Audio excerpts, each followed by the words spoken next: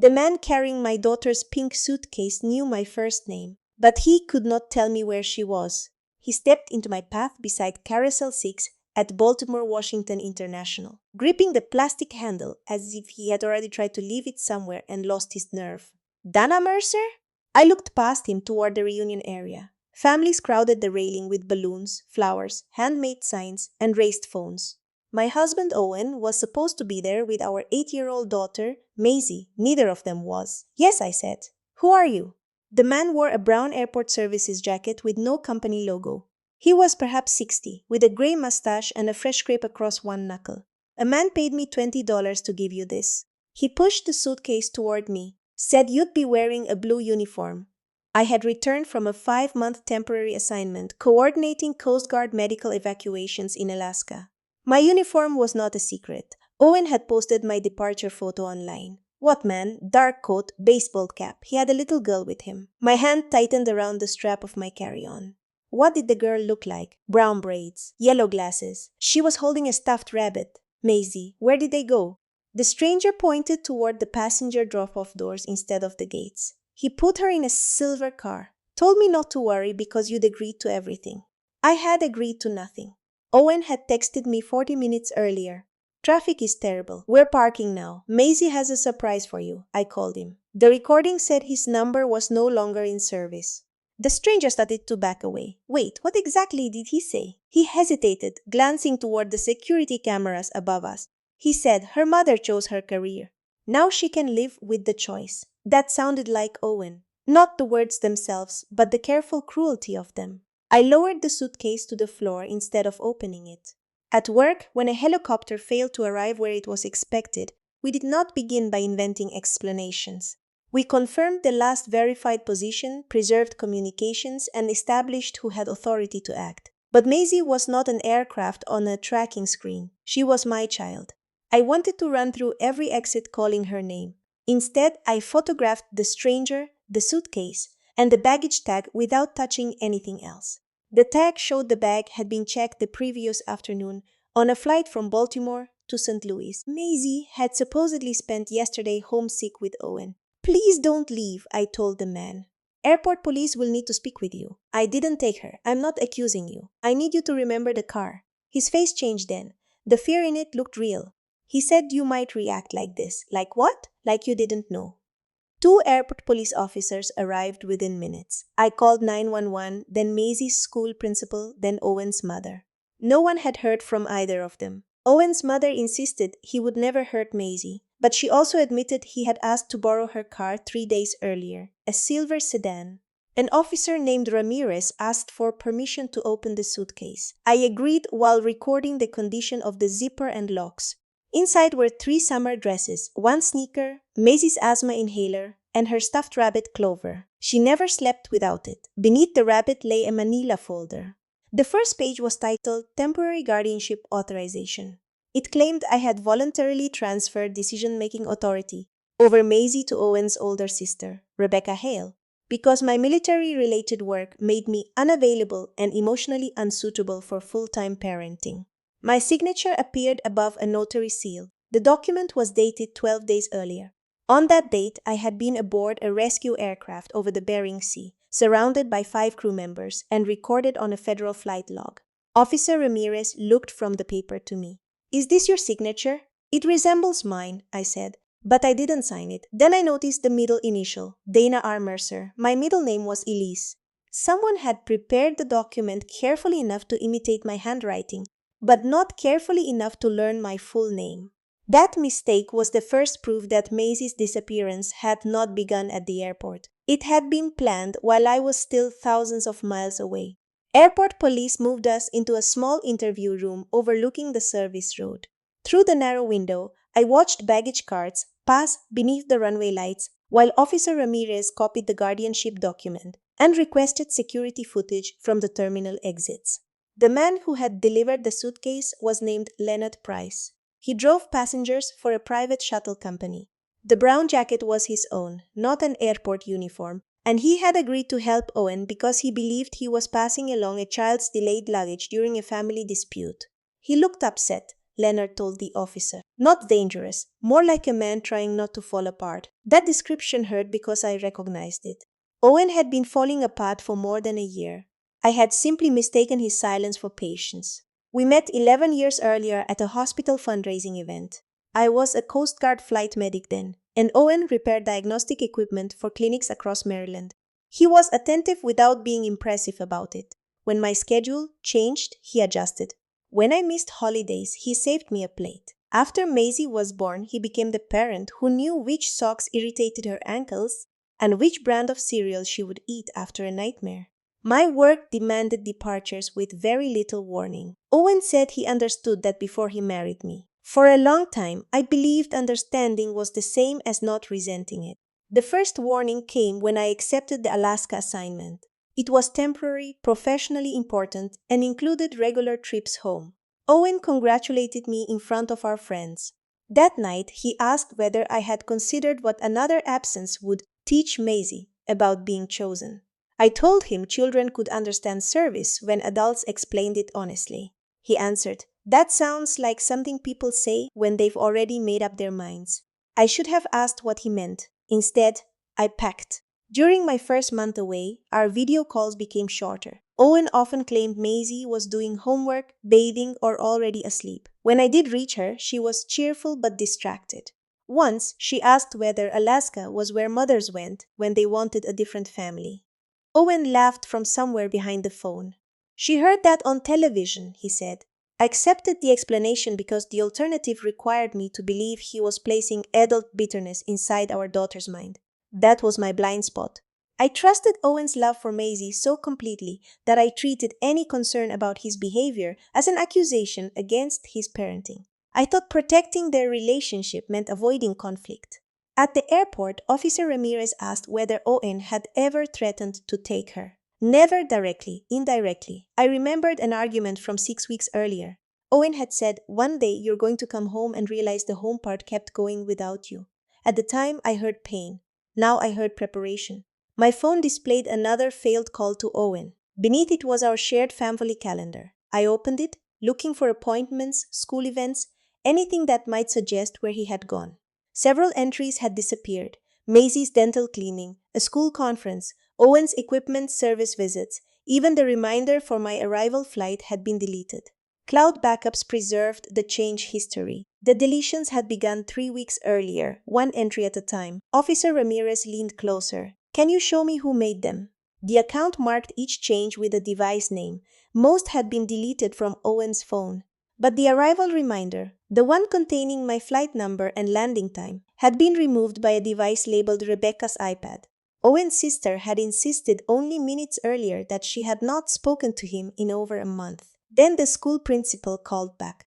She told me Maisie had not been absent the previous day because of illness. Owen had withdrawn her from school 4 days earlier, and the withdrawal form said they were relocating permanently to Missouri.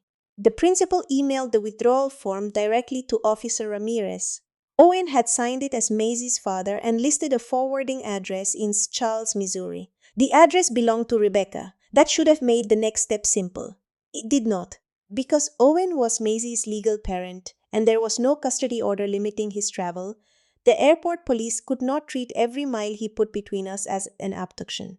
The forged guardianship document changed the situation, but not instantly. It had to be examined, the notary contacted, and Owen's intent established. Ramirez issued a regional alert for the borrowed silver sedan and sent the information to Missouri authorities. Then he advised me not to go home alone.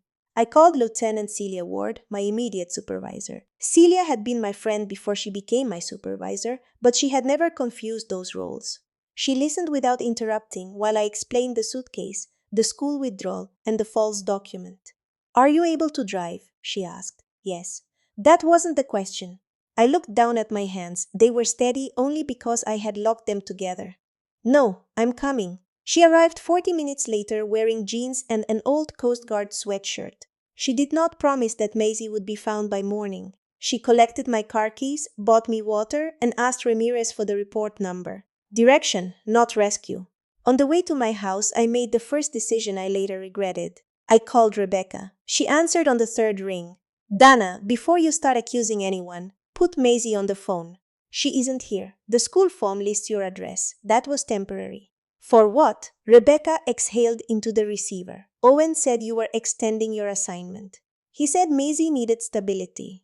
I came home today. You knew that. I knew what he told me. Did you help him prepare the guardianship papers? Her pause lasted less than 2 seconds, but it was enough. I'm not discussing documents with you. Then she ended the call. I called back 7 times. I left one message that was angry, frightened, and useful to no one. If you're hiding my daughter, I will make sure every person in your life knows exactly what you did. Celia took the phone from my hand before I could leave another. That message may be played for a judge, she said. I know. Then act like you know. I turned toward the window and cried without making a sound. I hated her for being right, which was easier than admitting I had just given Rebecca material to support the claim that I was unstable. Our house looked normal from the street. The porch light was on.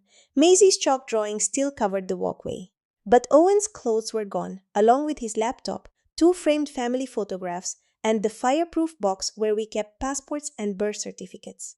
In Maisie's bedroom, the drawers had been emptied unevenly. Winter clothes remained. Her favorite books were missing. Someone had packed for more than a weekend, but less than a permanent move. Celia noticed a pharmacy bag in the wastebasket. Inside was the cardboard box from Macy's replacement inhaler. The prescription label had been peeled away, but the pharmacy receipt remained. It was from a store near Rebecca's house in Missouri. The purchase had been made 9 days earlier. Maisie had still been attending school in Maryland that week. I called the pharmacy using the number printed on the receipt. The pharmacist could not release patient details over the phone, but after I identified myself as Maisie's mother and explained the active police report, she confirmed one fact she was permitted to provide.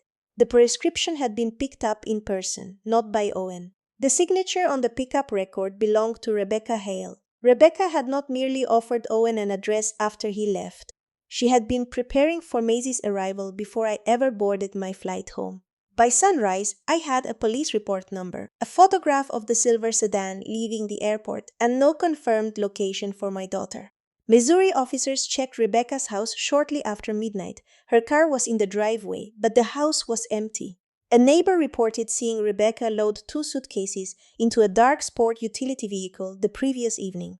Owen's mother's silver sedan was found at a commuter parking lot 30 miles from the airport.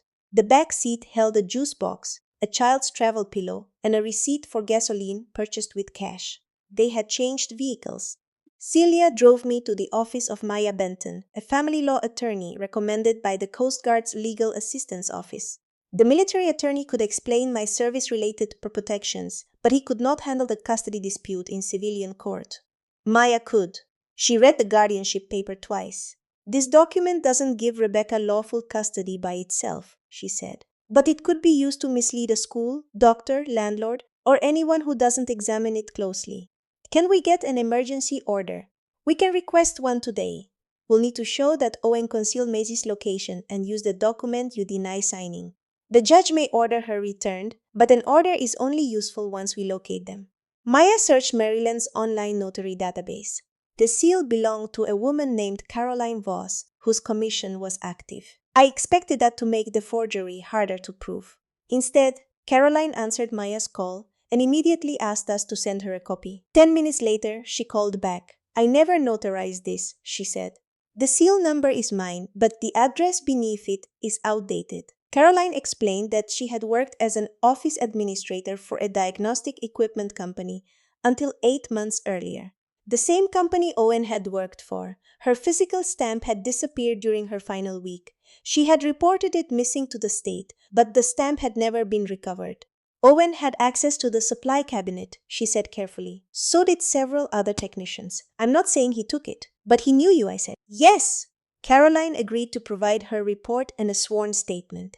It helped, but Maya warned me it did not identify who had actually stamped the document. We needed more than suspicion. At her office, I logged into the joint checking account Owen and I had shared for 9 years. I had checked the balance during my assignment, but I had not reviewed individual transactions. Owen handled household bills, and I had trusted the routine. Over the previous 2 months, he had transferred money in small amounts to an account labeled Mercer Technical Consulting.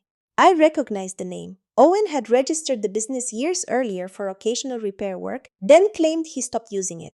The transfers totaled $18,400.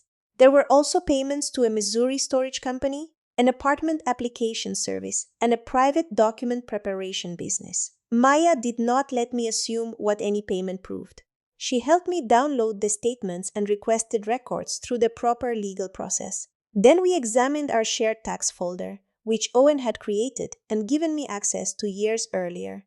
Inside was a recently uploaded draft lease for a furnished house outside Columbia's, Missouri. The proposed tenants were Owen and Rebecca. Maisie was listed as their dependent. The lease term began 6 weeks earlier. They planned to move before your return, Maya said. A second file had been saved beside it, an unsigned petition for legal separation.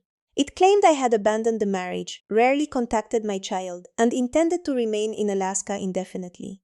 Attached was a spreadsheet recording every missed call, delayed visit, and holiday shift I had worked during the previous 3 years. Owen had turned my schedule into evidence against me. The final column was titled Primary Caregiver Percentage. Rebecca's name appeared beneath Owen's, not mine. I understood then that the airport scene had not been designed only to hurt me or frighten me into chasing them across state lines. Owen was building a record in which my absence looked voluntary, Rebecca looked established, and Maisie's new life appeared to have begun long before I knew it existed. The emergency custody petition was filed that afternoon. Maya attached the school withdrawal form, Caroline Voss's statement about the stolen notary seal, the pharmacy receipt, and the flight records proving I could not have signed the guardianship document. We requested an order requiring Owen to disclose Maisie's location and return her to Maryland pending a full hearing. For 3 hours, I believed the records would be enough. Then Owen made his countermove. Celia received the voicemail first because it had been sent to my command's public number. Owen's voice was measured, almost apologetic. He claimed I had returned from Alaska emotionally unstable. He said I had threatened Rebecca, frightened Maisie during previous video calls, and used my position to pressure civilian police into treating a family disagreement as an emergency. He included my recorded message to Rebecca. My own voice sounded harsher than I remembered. I will make sure every person in your life knows exactly what you did. Owen ended his voicemail by saying he feared I might misuse government resources to locate him. Celia called me into a private office. I know the context, she said, but this has to be documented. Am I suspended? No. You're on administrative leave until we confirm no government systems were accessed improperly. I didn't access anything. I believe you. The words did not protect me from the shame of handing over my work phone and identification badge for review. My career was not the most important thing at risk, but it was the part of my life that had always remained orderly. Owen knew that. He had chosen an accusation that would not need to be true in order to hurt me. Before I left the station, Maya called. The judge had issued a temporary order requiring Owen to disclose Maisie's location within 24 hours. It also prohibited both parents from removing her from the country. For the first time since the airport, I felt something close to relief. It lasted 40 minutes. Owen's attorney filed a response claiming that Maisie was safe, that I had voluntarily approved an extended stay with Rebecca, and that my sudden objections were the result of occupational stress and marital resentment. They submitted screenshots of messages between Owen and me. Some were real. In one, I had written, "I can't do this right now. You handle Maisie." I had sent it during a medical evacuation when Owen was arguing about a school costume. In another, I wrote, "Sometimes I think you're the only real parent she has." That message came after Maisie recovered from pneumonia, and I thanked him for staying awake beside her for 2 nights. Stripped of context, the messages sounded like admissions. By evening, a Missouri deputy finally located Rebecca's dark SUV outside a roadside motel near Jefferson City. The room had been rented in Owen's name. Officers entered after receiving confirmation of the Maryland order. Maisie was not there. Rebecca was found alone. She told them Owen had taken Maisie somewhere safer because he believed I was mobilizing the Coast Guard against him. She refused to give a location and requested an attorney. The motel room contained children's clothing, snack wrappers, and an empty package from Maisie's inhaler. She had been there recently, but we had missed her. That night, I sat on the floor of Maisie's bedroom with Clover, her stuffed rabbit, resting in my lap. I had not eaten since morning. My uniform was still folded inside my suitcase by the front door, untouched since the airport. Maya called to warn me that Owen was offering to return Maisie only if I signed an agreement granting him primary custody and promised not to pursue the forged document. He's using access to her as leverage, I said. Yes. What happens if I refuse? We continue through the court, but it may take time to find them. And if I agree? You may see her sooner, but you would be signing away protections while rewarding concealment. There was no painless choice. I opened a blank message to Owen and typed everything I wanted to say. Then I deleted it. For the first time, I understood that every emotional reaction I gave him became another tool. I could keep chasing him publicly and let him shape the record around my anger. Or I could become patient enough to document what he believed no one would ever examine. I set the phone face down and asked Maya to reject the agreement. Rebecca asked to speak with me the following morning. Not directly. Her attorney contacted Maya and proposed a recorded video call with both lawyers present. Rebecca would answer questions about Maisie's movements if nothing she said was treated as a complete confession to forgery.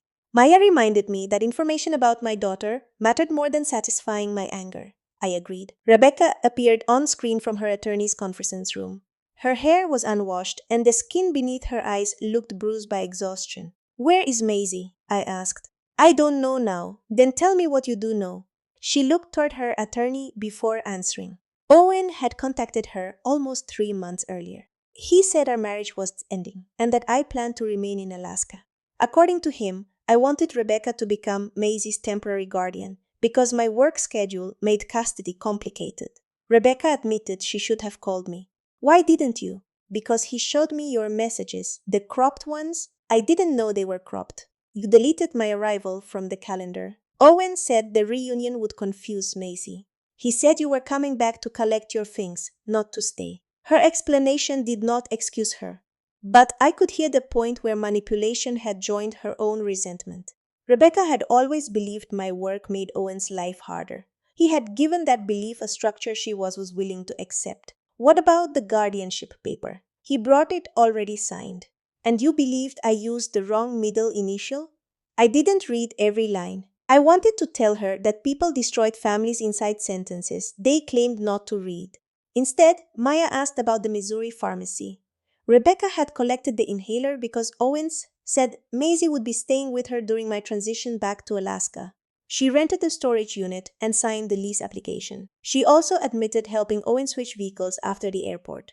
"Why?" I asked. Her face tightened. "Because he told me you had threatened to have him arrested through your command. I had not even landed when he made that plan." "I know that now." That was the first moment her certainty failed completely. Rebecca then described an argument at the motel. Owen had wanted her to sign another document stating that she had witnessed me become physically aggressive with Maisie 2 years earlier. Rebecca refused because it had never happened. Owen took Maisie and left before deputies arrived. "He said I had already done enough to ruin myself," she whispered. "Then he told me I would lose my house if I turned against him." Maya leaned closer to the screen. "Why would you lose your house?" Rebecca began crying. 6 months earlier, Owen had asked her to co-sign a business loan. He told her Mercer Technical Consulting had secured a hospital maintenance contract and needed equipment. She signed electronically without reading the final documents. The loan was not for equipment. It was a $92,000 line of credit, nearly exhausted, and Rebecca was not the only guarantor. After the call, Maya requested a copy through Rebecca's attorney. The signature page listed 3 guarantors, Rebecca, Owen, and me. My name had been signed using the same imitation that appeared on the guardianship form. The middle initial was correct. Attached to the application were copies of my driver's license, military earning statements, and our joint tax return. Owen had access to all of them through the fireproof box he had taken. The money transferred into Mercer Technical Consulting was not an escape fund. It was the remaining balance of a larger financial collapse Owen had hidden from both of us. Late fees showed the loan was already in default. The lender had begun preparing claims against any property connected to the guarantors, including Rebecca's house and our home in Maryland. I had spent days believing Owen took Maisie because he resented my absence and wanted custody. That was only part of it. He needed a story in which I had abandoned the family before the forged debt surfaced. If he became Macy's established primary parent, he could present himself as the responsible spouse left behind by a woman who had disappeared into her career. Rebecca forwarded the final message Owen sent her. It contained no location, only a photograph of Maisie asleep beneath a motel blanket. On the nightstand beside her was a folded highway map and the child's passport. The passport had been punched with 2 holes, the standard mark showing it was no longer valid. But beside it lay a new passport application bearing my forged consent. Getting Maisie back was no longer the only victory that mattered. We had to find her before Owen acquired a document that could carry her beyond the reach of the temporary order. Maya helped me place an alert on Maisie's passport record that same afternoon. I submitted her birth certificate, the temporary custody order, the police report, and a statement explaining that my consent had been forged. The alert did not guarantee that Owen would be found. It only meant a new passport application should not move forward without someone contacting me. 2 days later, a federal passport specialist called. An expedited application had been submitted at an acceptance facility outside Kansas City. It included a notarized form claiming I could not appear because I was deployed overseas. The notary seal belonged to Caroline Voss. The application was placed on hold. For a few minutes, I let myself believe we had stopped him. Then the specialist explained that Owen had listed a commercial mailbox as his mailing address and paid the fees with a postal money order. He had anticipated the most obvious ways an application might reveal his location. He had not anticipated the alert, but it did not tell us where Maisie was sleeping. Over the next 12 days, my life narrowed into paperwork, phone calls, and waiting. Maya formally requested the document preparation company's records. The lender began its own fraud review. My command completed its examination of my devices and found no improper searches or misuse of government systems. I was cleared to return to duty. I did not. Celia approved additional leave after I admitted that I could not safely coordinate another person's emergency while checking my phone every 3 minutes for news about my daughter. That admission cost me more than I expected. I had built much of my identity around being useful under pressure. For once, discipline meant recognizing when I was not. The lender's records arrived first. Mercer Technical Consulting had never received a hospital maintenance contract. Owen had submitted fabricated invoices and altered emails to make the company appear profitable.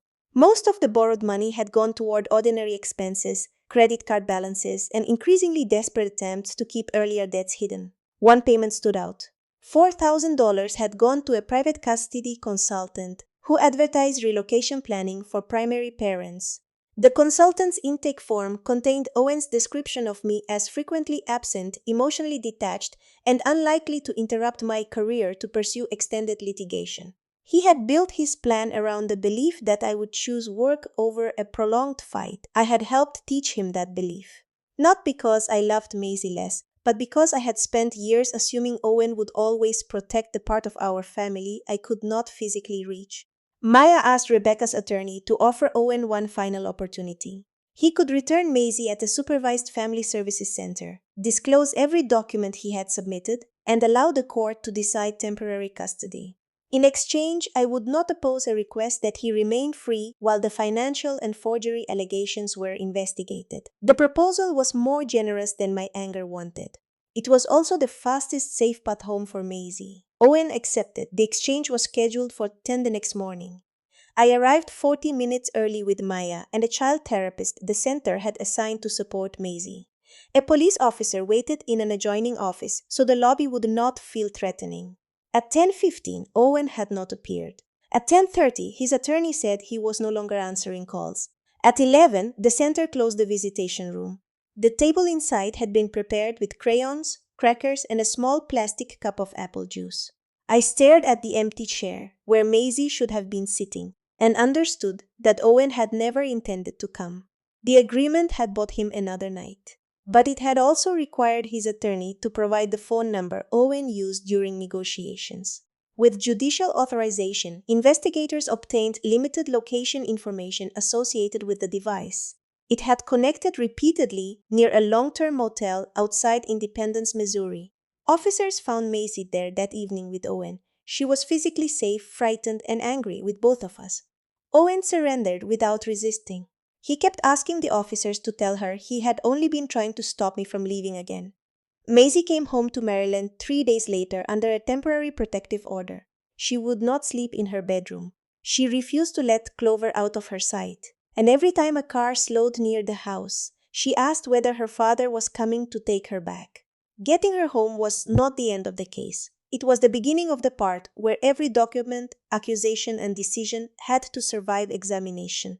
The temporary custody hearing was set for the following Monday. On Sunday night, Maya called with one final discovery from the document preparation company.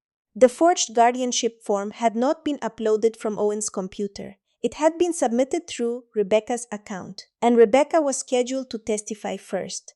Rebecca entered the temporary custody hearing through a side door with her attorney. She did not look at Owen. He sat across the courtroom in a gray suit I had bought him for my cousin's wedding. His left wrist was restrained to a security belt because a Missouri judge had ordered him held pending transfer on the alleged document and financial offenses. The restraints were mostly hidden beneath the table. Maisie was not present. She remained with Celia and the child therapist in my house, where she had finally slept through one full night. The family court judge made it clear that the hearing concerned temporary custody and safety, not criminal guilt or the final division of property.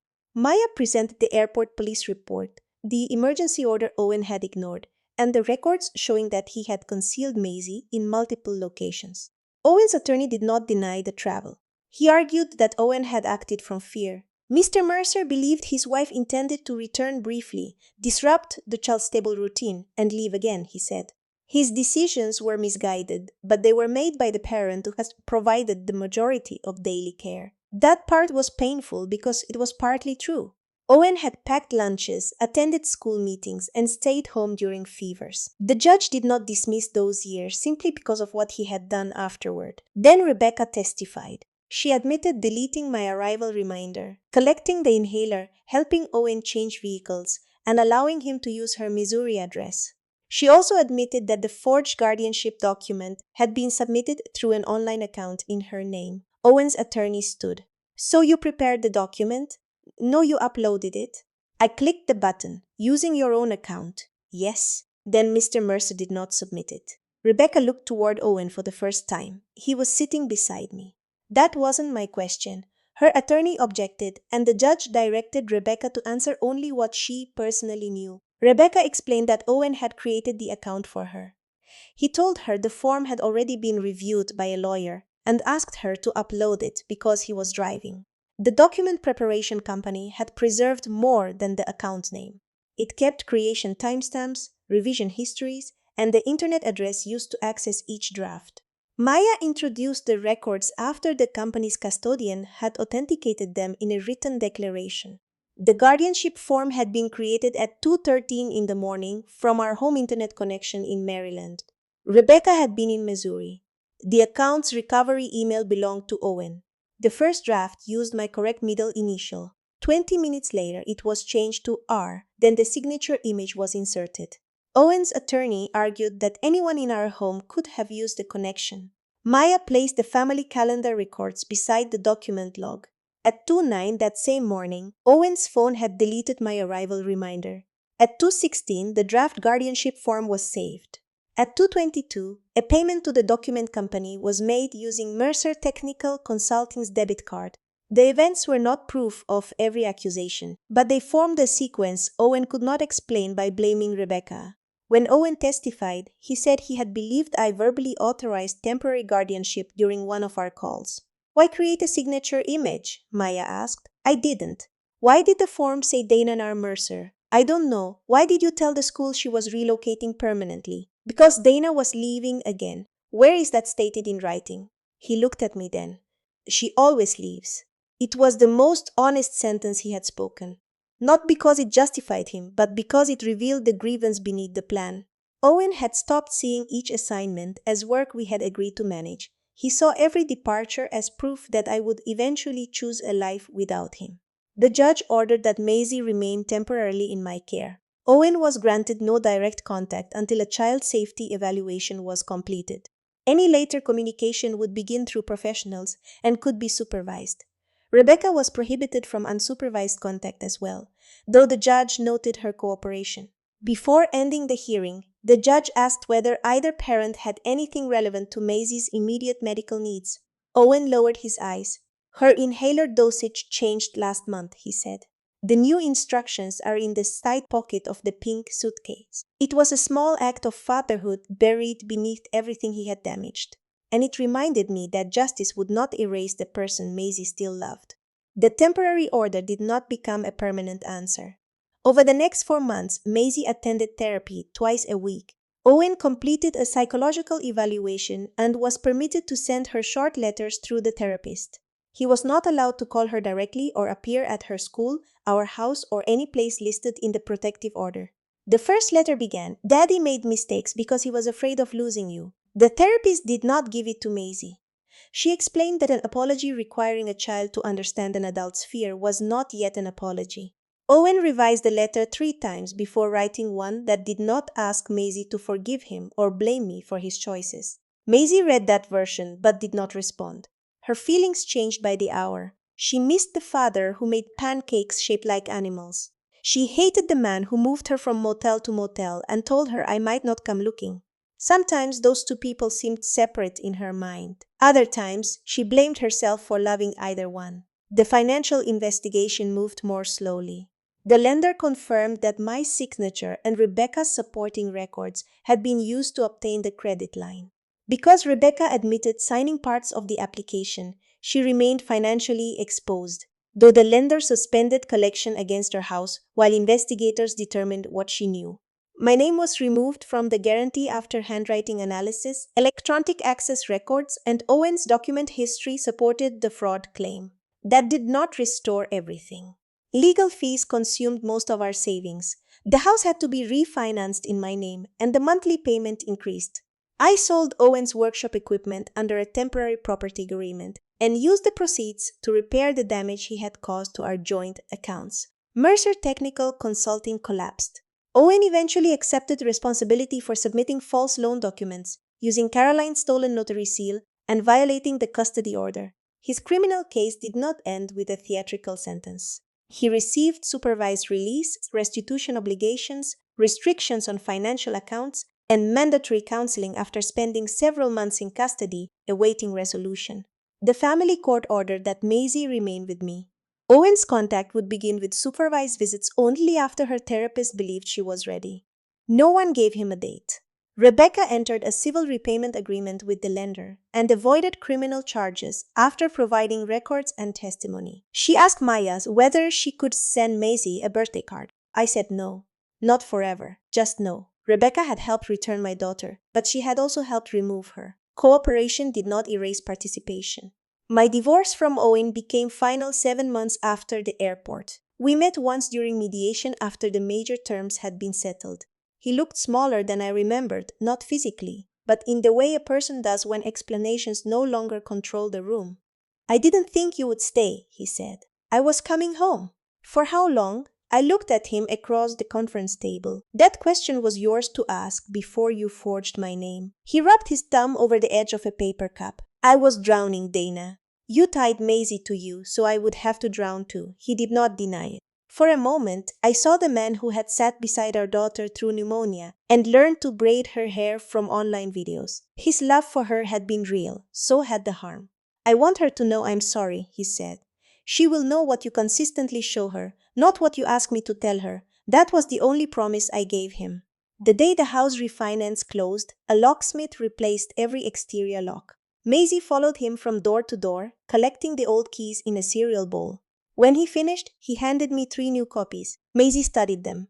"Can Daddy still get in?" "Not without permission." She placed 1 key on my ring and another in the kitchen drawer. Then she carried the third to her bedroom and tucked it inside the pink suitcase. The suitcase had been cleaned, but a dark scrape remained near one wheel from the airport floor. I offered to buy her a new one. She shook her head. "This one came back," she said. I did not correct her. She was not talking about the suitcase. 10 months after the airport, Maisie placed the pink suitcase on her bed and asked whether I thought it could survive another flight. I examined the scraped wheel and the zipper that caught near one corner. "It might," I said. "Where are you planning to go?" She held up a brochure from the Chesapeake Bay Aquarium. Our trip would require 40 minutes in the car, not an airplane, but Maisie had decided that suitcases were for any journey a person chose for herself.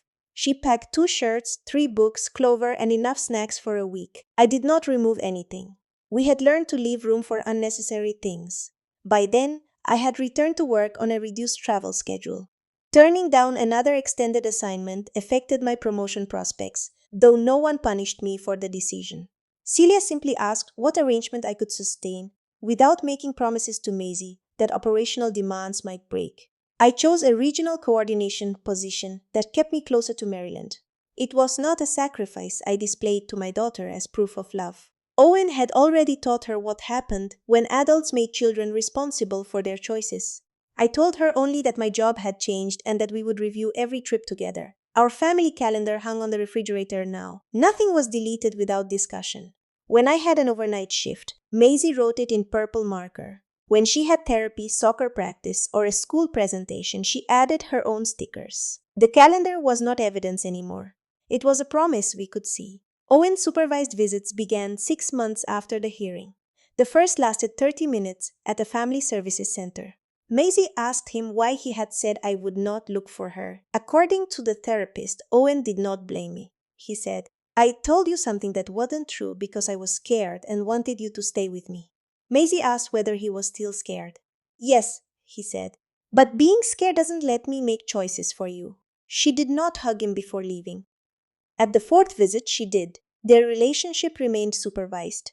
Progress did not erase risk, and affection did not cancel boundaries. I learned to allow both truths without forcing Maisie to choose which parent she was permitted to love. Rebecca sent one birthday card through Maya. It contained no excuse and no request for contact. Maisie read it, placed it in her desks, and said she was not ready to answer. I respected that. The morning of our aquarium trip, I found Maisie kneeling beside the pink suitcase. She had taken out the spare house key she once hid inside it. "I don't need this in here anymore," she said. "Where should it go?" She walked to the kitchen and returned it to the drawer. That small movement told me more about her recovery than any report had. At the aquarium, she stood beneath a tunnel of blue water while rays passed overhead. She reached for my hand only once, when an announcement crackled through the speakers. Then she let go and ran ahead to read the next sign. I watched her without calling her back. For months, protection had meant knowing where she was every second. Gradually, it became something harder, creating enough safety for her to move away from me without fearing she would disappear. The suitcase remained scratched. Owen remained her father. Rebecca remained outside our daily life. My career continued with limits I had once resisted. None of us returned to who we had been before the airport. But our home no longer depended on one person controlling the story. It depended on records we shared, questions we asked, boundaries we kept, and the freedom to tell the truth before fear turned it into something else. That evening, Maisie unpacked the pink suitcase by herself. She placed Clover on her pillow, folded her clothes, and left the empty bag beside her closet. Not hidden, not waiting for an escape. Just ready for the next place she chose to go. If this story stayed with you, tell me which detail first made you question Owen's explanation. And if you believe strength can look like documentation, restraint, and protecting a child without teaching her to hate, join me for another story about difficult truth, firm boundaries, and justice that does not pretend every wound disappears.